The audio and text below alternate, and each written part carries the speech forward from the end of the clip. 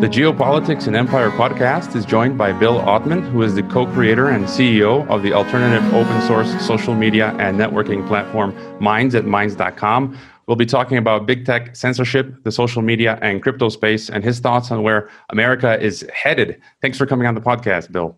Hey, thanks for having me. Now, I'm going to admit that although I've had a Minds account where I post each episode of the podcast, I haven't been using Minds or the other alternatives such as Gab, MeWe, Parler, Steemit, and BitChute as actively, but I plan to change that. And ultimately, I don't think we'll have a choice because big tech is on a long march of censoring and terminating social media accounts of countless people and organizations. And that's something I think we could start with is what's your view on the current state of big tech censorship that seems to be accelerating, and why do you think they keep doing what they're doing? It's a very good question. Why do they keep doing that? Because the data shows that it makes extremism, polarization much worse.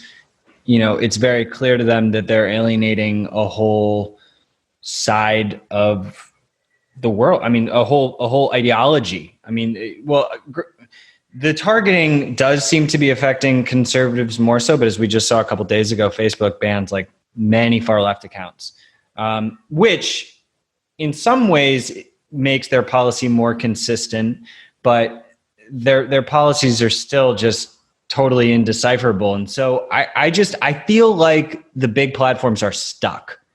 I think that they have signed on to this type of censorship methodology, and many big companies, advertisers and whatnot expect that they're only going to go further down this path.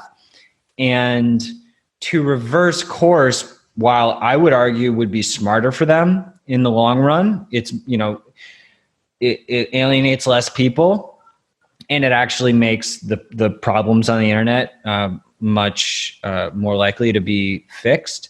But I think that we're going to keep seeing questionable behavior from them. We're going to start seeing all the alternatives rise up to become more competitive.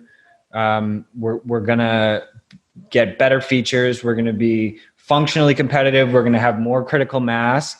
And so I don't really see a world where they don't exist anymore so much. I don't think that's going to be as possible as, you know, it was with like Friendster or MySpace, because they're way more embedded in culture than those sites were. But we will, I think, be able to pressure them in the long term to move more towards where we stand if we can get to be on the same level as them. Yeah, I wanted to get into Minds and the alternatives a little bit later on, but continue along this line of the big tech and censorship. And there's this one aspect to the digital space and censorship that I find personally few people talking about, but which I think is one of the most important points. And I've had a number of guests on to discuss this, is this dystopian social credit system. We see it in China with the Sesame credits, but it seems to now be coming to all countries in the world. All of these digital platforms, including Minds, have a gamification type system where I guess, for example, you get points and rewards for certain actions and behavior, and in some cases punishments, which in itself isn't bad. You know, I enjoy video games and I have applied gamification in the classroom. But the problem becomes that system coming into the hands of tyrants, whether private corporations or our own governments. And we saw the founder of Gab recently reveal how Visa banned him and his wife from operating a debit and credit account. And so how do you view this social credit system? Is it something that overlaps with this big tech censorship and something to be feared? Yeah, for sure. I mean, I think it's very likely that they already have social credit systems running in the background, and that's how a lot of the shadow banning logic is working. Now, it does get complicated. What we're trying to build out is more of a decentralized reputation system. I think the reputation does matter, and I try to, you know, not be overly naive. And so I think that when you're dealing with bots, spam, all kinds of manipulative behavior, legitimate trolls, and harassment and this kind of stuff. You do want, sorry about the background noise. You do want some mechanisms to understand that and to incentivize productive contributions. Like we have a group of users that are like trying to farm our token system right now, and they're all, voting on each other's posts, and it's unfortunate, because they're sort of muddying the waters for other people. And we do need to figure out ways to deal with that. Now, what we've been, rather than having like a centralized social credit system where, a singular institution is creating these scores, what we're trying to create, and it is complicated. It is somewhat victim to mobs, but if everybody is building reputation within different categories. So, for instance, you have your expertise in geopolitics. So do you think, I'll pose it as a question, do you think that over time it would make sense for you to build up more reputation in the areas where you are an expert? Yeah, there's logic there. Yeah, so that, when you're on the geopolitics feed, that, potentially your vote could have a little bit more weight than somebody who's like clearly spam or a bot. And so that allows actually humans to get involved in building feeds, as opposed to just purely algorithmic and popularity based. I think that there's a lot of value to both feeds. Like, you sort of do want to be able to see what is the global trending purely based on votes. That's interesting. But that is going to have a lot of manipulative activity in it. It's going to have people, it's going to have probably some bots. It's going to have some people in their little circles of, vote for vote type stuff, which you see on Twitter and you see on Instagram, you see it everywhere.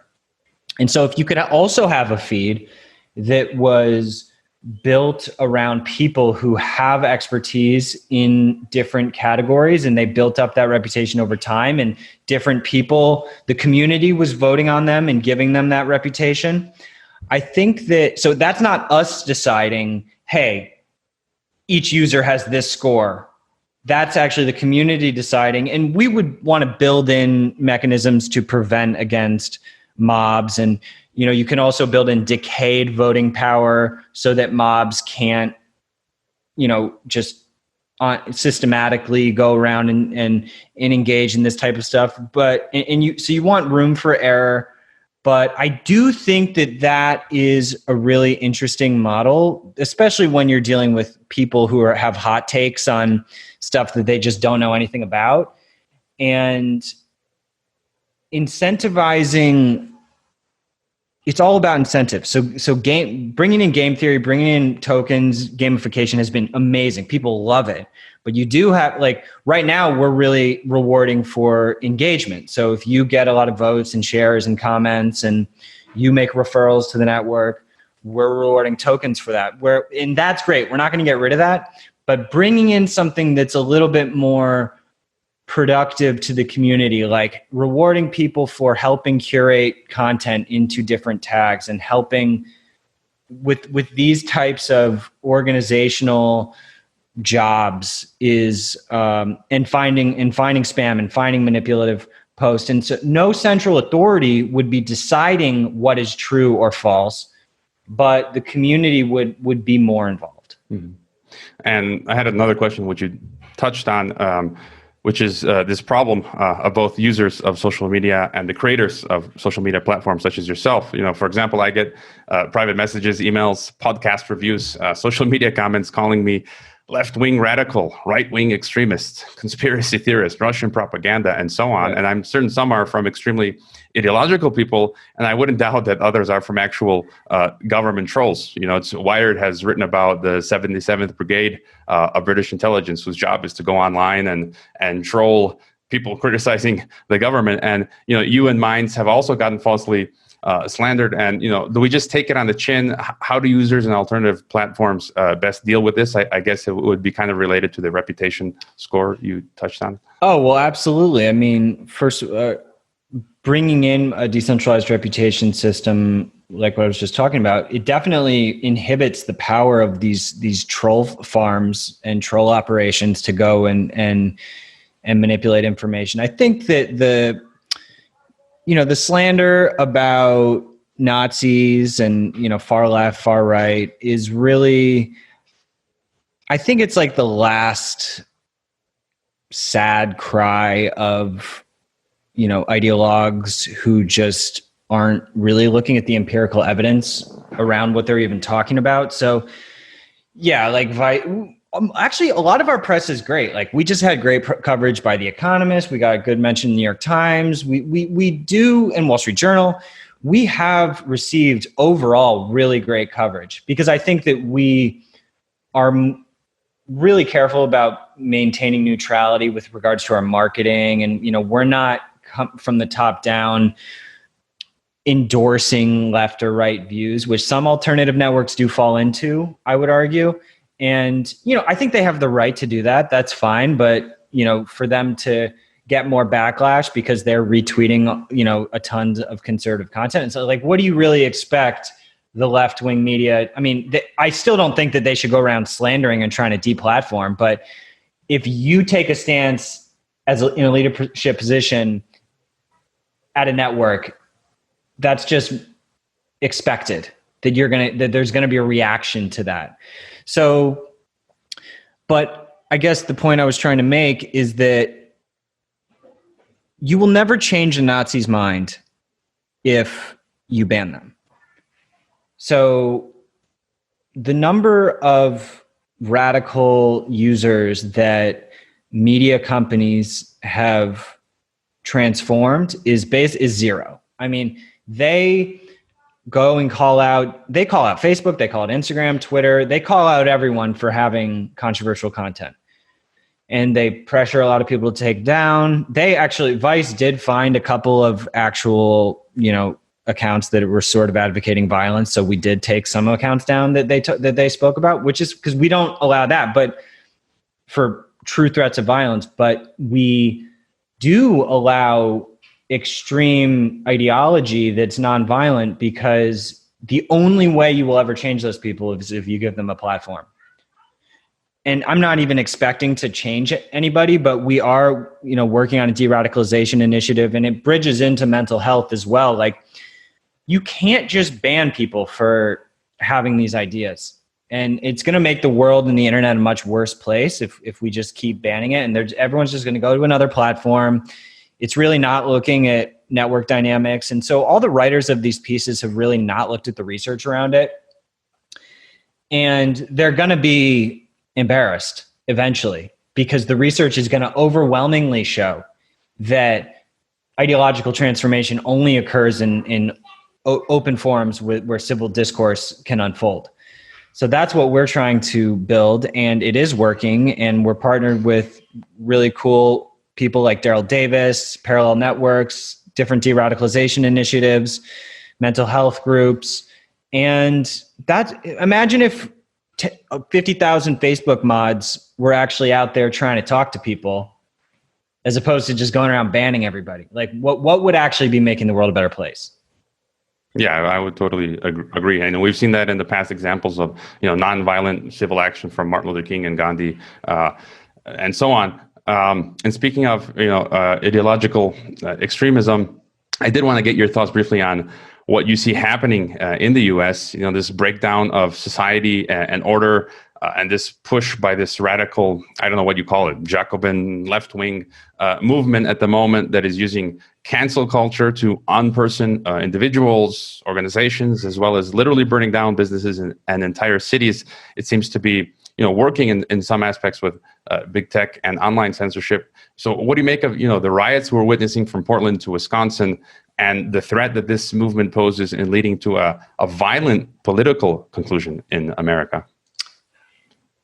I think that it's really terrifying. And to be honest, I do feel like it is connected to what has been going on major social networks. It is the radicalization. They have been fueling the radicalization in politics, and even people who are Republicans and Democrats at this point, I would argue, have almost become radicalized.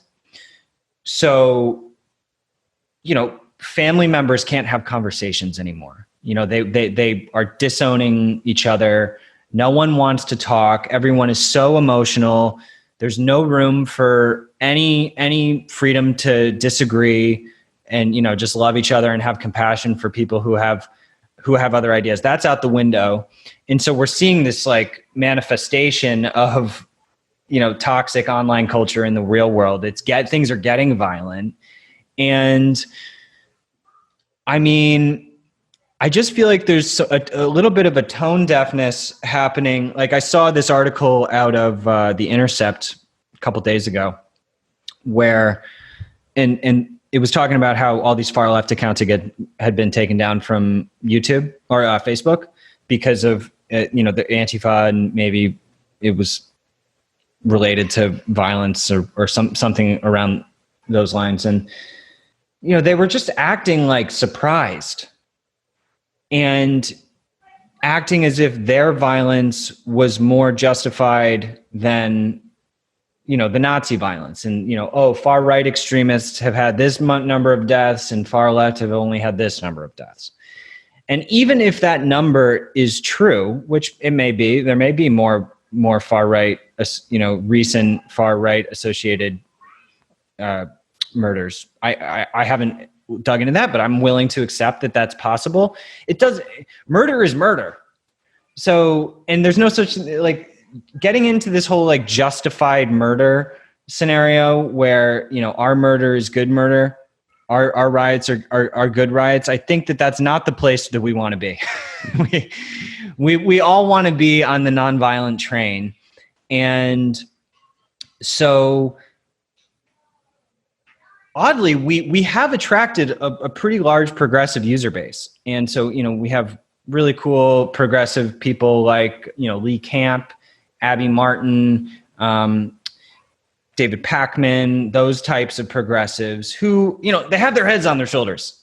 They are willing to talk. They support free speech. They understand that this isn't a, free speech for us, but not free speech for them type of a situation. So, I think the best thing that we can do to diffuse a lot of the violence happening is to be able to talk more and to be able to communicate online more. But unfortunately, the largest social networks in the world are not taking leadership role in facilitating civil discourse.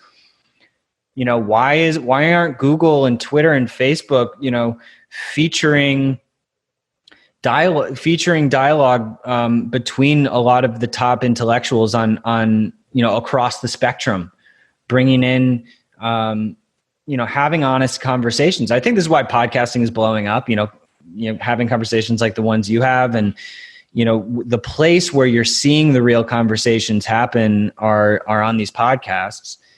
And, the quick hot takes that happen on Twitter it just feeds the fire. Mm-hmm.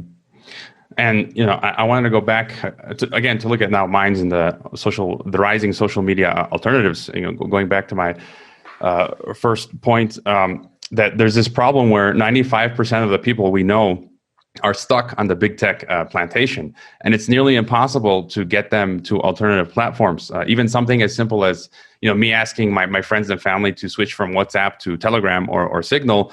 It seems the people who will make the transition are people who are, in a sense, awake to what's going on, and they either spend time on both Facebook and Minds, for example, or have switched entirely to alternative social platforms, which is something I feel many of us will inevitably have to do. Popular content creators have made this point that even though they have a good following on the alternative platforms like Minds or BitChute, the large swath and majority of their Facebook, YouTube, Twitter subscribers will not follow them to Minds, to Gab, to BitChute. And the alternative platforms still seem to not have enough traction, or am I wrong? How you're can right. You're absolutely right. How can we make this transition to minds, me, we, and so on? We're in this for the long game. So I think that we can't get too impatient. I think, we've been growing pretty quickly over the last few years, not as quickly as like hundreds of millions of users. It's a lot of it has to do with attracting the influencers.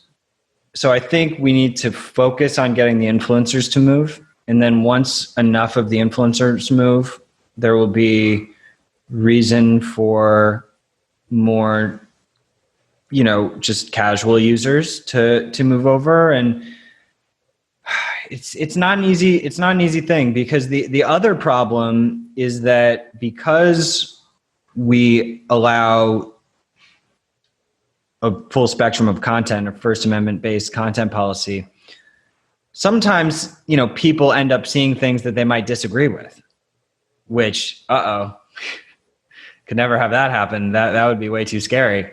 But that does happen. And I think that unfortunately it builds on itself, where because we're getting a lot of the disillusioned social media people, we do sort of end up creating sort of a community that, talks about certain types of things, as opposed to more just like cat memes, which we need. It needs to be more cat meme. Alternative social media actually needs to become less about the principles. I hate to say it, like the principles always need to be there. Like we are forever committed to open source and free speech and decentralization and blockchain and all that kind of stuff.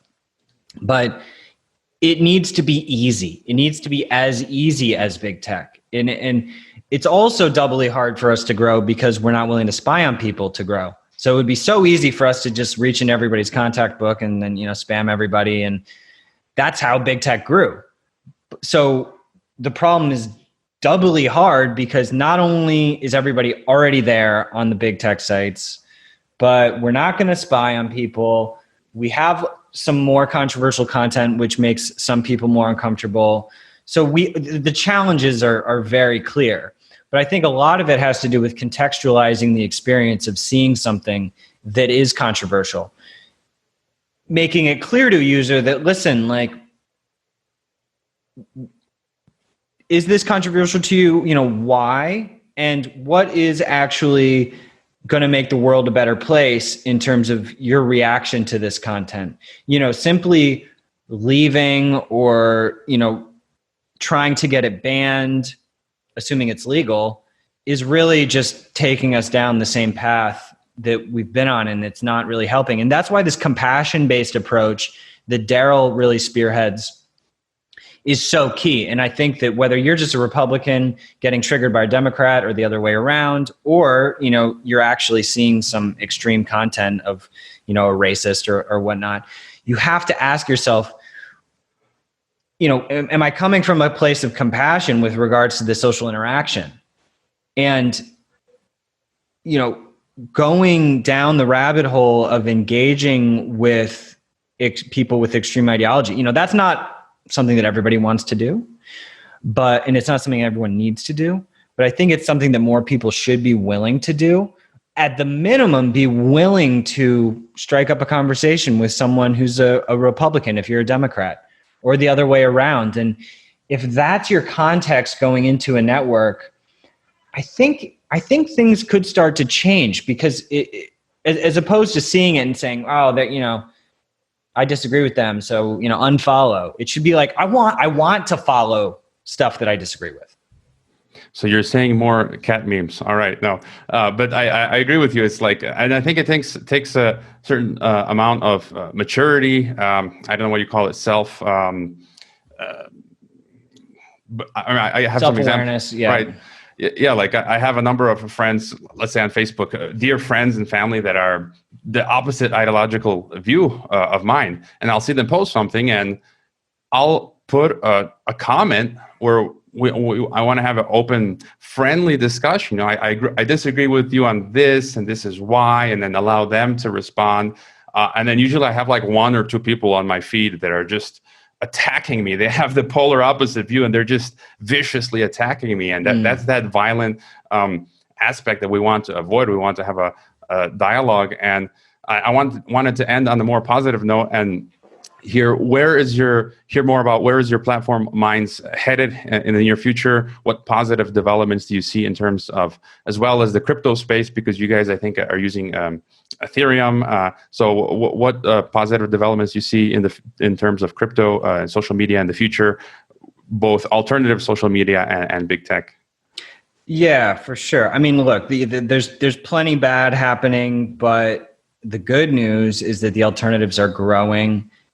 Crypto is exploding. People want more democratic, decentralized infrastructure for the internet. And there's tons of money going into this, tons of venture capital money, tons of just independent investors are building this. I mean, this new economic system is being built right in front of our eyes with Bitcoin and Ethereum. And that is magical. That is beautiful. And we're, running applications on top of Ethereum a little bit. And we're going to be expanding upon our wallet functionality and our earnings capabilities much more in the coming months. We're really focused on, I like to sort of fuse together human nature with the ethics. So, we have all the principles, the transparency, the privacy, the rewards, and the free speech, but human nature with regard, what do people want out of social media? Typically, if you look at Instagram, Snapchat, they want to be heard. They want likes. They want maybe to get paid. They want money. These are primal forces, So we've been working on monetization. Like, we want to pay as many people as possible for the contributions that they give. I mean, who's going to argue with that? That's an easy thing to say to your friend. Hey, you might make a few bucks, for contributing content to this platform. Regardless of anything else, that's something that people might say, oh, that's kind of interesting. Also, with reach, like, we reward these tokens for your engagement, and then one token is worth 1,000 views. So you can earn more views on your content by participating in the network. I mean, everyone freaks out about, oh, my likes are going down on Instagram or Facebook because the algorithms are strangling them. It's like, well, listen, don't worry about the free speech stuff. Do you want your art to get seen by more people? Try this. We're not restricting your reach. We actually want to give you more reach. So we focus on those human nature features, and that's really where we've been at. We've done a total revamp of the UX, and we brought in analytics, wallet support for not just crypto, but also like fiat, cash payouts for content. Working a lot on video, and we actually launched a YouTube sync tool. So you can actually connect your YouTube account to Minds now, and it auto imports your videos. So that'll make it way easier for you to maintain. I would definitely recommend you, I can follow up with how to get that synced up. But we're just going hard, man. We've got to make it easy for people. There's a lot of laziness and apathy, and these sites are just so big, and so there's not going to be one thing that pushes us over. We need the influencers. We have a responsibility to get the tech like really good and competitive, because no one's going to leave if it's not a good app. Mm-hmm. Yeah, it's the classical David versus Goliath thing, and that's the fun of it. Participating, building something wonderful. And I think Minds, like I said, I post my podcast there, and I'm going to start using it now more, and I'll figure out how to do the YouTube sync. I know I was doing that with BitChute, but BitChute has been having some issues, and it works well, Minds, and I have faith in it for the future. Is there any other point you'd like to get across, or final thought to leave us with? No, find me at minds.com/Ottman. And I guess I would just end with, I'm really curious, like, what is your biggest focus right now with regards to, your research and your podcast? Like, what's the message that you're really trying to get out there? Well, with the podcast, it's like, I guess one of the biggest things, which may not even have been my original intention, was not boxing myself into a category or ideology, as you have said. Yes, I'm a conservative Christian, but I have talked to Marxists, libertarians, other conservatives on the podcast, and I believe that from these people who are well informed, well intentioned, that you can learn as much as from any of them, right? And that's why I get called all these different names across the spectrum. And some of the Marxists do a better and critical analysis of the failing economic system that we're having right now than do conservatives, which should be, but they're not doing it. So I'm going to go listen to. I had C.J. Hopkins on recently, who's like a leftish kind of person, and he's really hitting the nail on the head regarding this totalitarianism of the COVID situation that we're experiencing. Well, no one else from my, let's say, team is talking about that, and that's kind of the main point, that you can learn from everyone. Absolutely. I'm definitely gonna dig into those episodes and dig into your podcast more. I mean, yeah, to me, it's all about nuance. I try to not label myself, though, I'm not going to do it now, but typically it's just, you can't make an informed decision about any topic, any issue, any piece of content, unless you have access to the full spectrum of debate around that topic.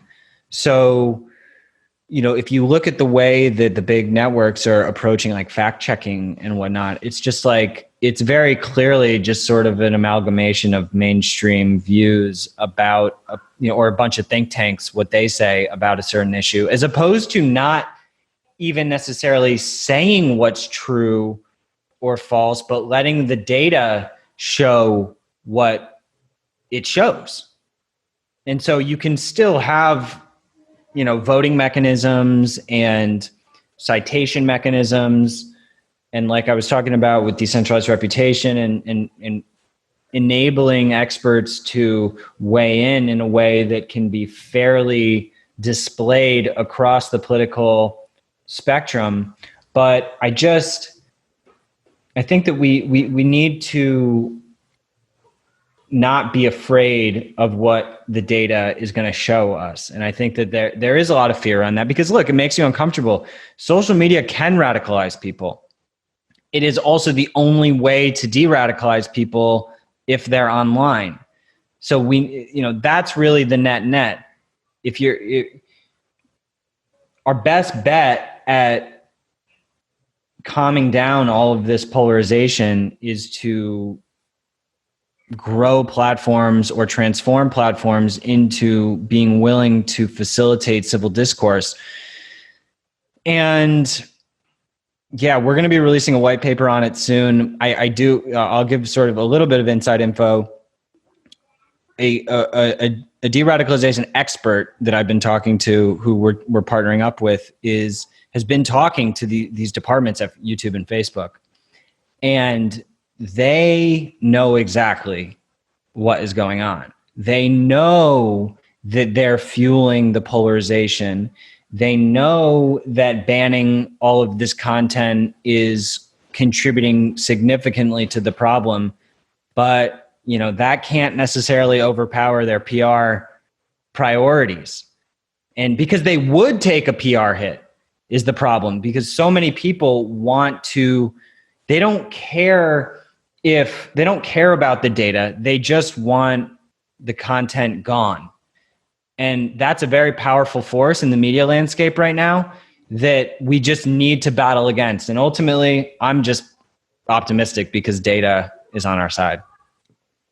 Yeah, and the final comment, I guess, to add what you were saying from the geopolitical perspective, talking about JFK, the assassination of Kennedy, and that's the best book, I think, is JFK and the Unspeakable by James Douglas. But the point with Kennedy was that he listens to everybody around him, from the crazy military generals that wanted to launch, World War III, to the CIA saying, let's go overthrow this country, to the peaceniks, to everyone. And he went away with his own conclusion and decided what to do. And that's kind of the essence of what we should be doing, listening to everyone and then coming to our own conclusions based on the data, which we may not like, which may force us to change our view. So, all right, I urge listeners to disengage from big tech and create a Minds account now if you haven't already, and start getting your feet wet in the alternative social media space. And thank you again, Mr. Ottman, for being on Geopolitics and Empire, and keep up the great work you're doing with Minds. I really appreciate it. Thanks for having me. I hope you enjoyed this Geopolitics and Empire podcast and interview. I would like to remind you that our website is geopoliticsandempire.com, and you can sign up for our mailing list that goes out each weekend with the latest podcast and a long collection of important news headlines. It's good to sign up for the newsletter in case we experience censorship and deplatforming. You can help the Geopolitics and Empire podcast by subscribing to and interacting with all of our channels such as YouTube, Twitter, Facebook, Gab, Minds, and Steemit. You can also help us by leaving a rating and review on your favorite podcast platforms such as iTunes, Castbox, Stitcher, Spreaker, and so on. Finally, if you value our work and our mission and would like to see us continue interviewing experts from across the political spectrum, please consider leaving a one-time donation via PayPal or Bitcoin, or becoming a regular monthly supporter on our Patreon. All the links can be found on geopoliticsandempire.com. Thanks for listening.